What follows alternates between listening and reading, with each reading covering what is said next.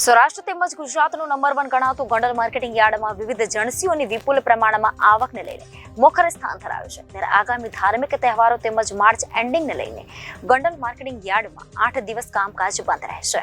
Gondal marketing યાર્ડમાં commission agent association દ્વારા આગામી રવિવાર અને સોમવારના હોળી ધૂળેટીના પર્વને લઈને તેમજ તારીખ 26 થી 31 માર્ચ સુધી યાર્ડના વાર્ષિક હિસાબ કિતાબ તેમજ અન્ય કામકાજને લઈને ગોંડલ માર્કેટિંગ યાર્ડમાં તમામ પ્રકારની જણસીની આવક તેમજ હરાજીને લાગતા તમામ કામકાજ બંધ રહેશે.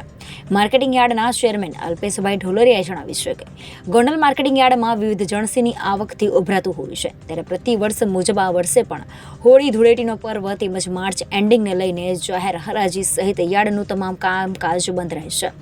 માત્ર હોળી ધૂળેટીના તહેવાર બાદ ગોંડલ માર્કેટિંગ યાર્ડની ઓફિસનું કામકાજ ચાલુ રહેશે.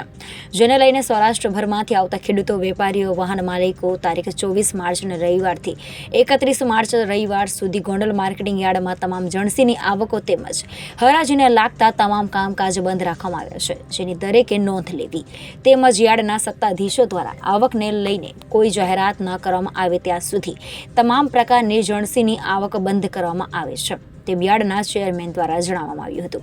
Gondal market yard commission agent association દ્વારા દર વર્ષની જેમ આ વર્ષે પણ માર્ચ એન્ડિંગની રજાઓ જાહેર કરેલ હોય તારીખ 25/3 થી 31/3 સુધી માર્કેટ યાર્ડનું આવક તથા હરાજીનું તમામ કામકાજ બંધ રહેશે. તારીખ 1/4 થી રાબેતા મુજબ માર્કેટ યાર્ડનું કામકાજ શરૂ થશે.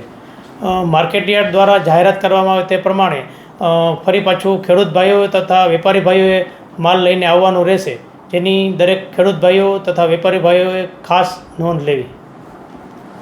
Bureau report Janadesh news, Rajkot.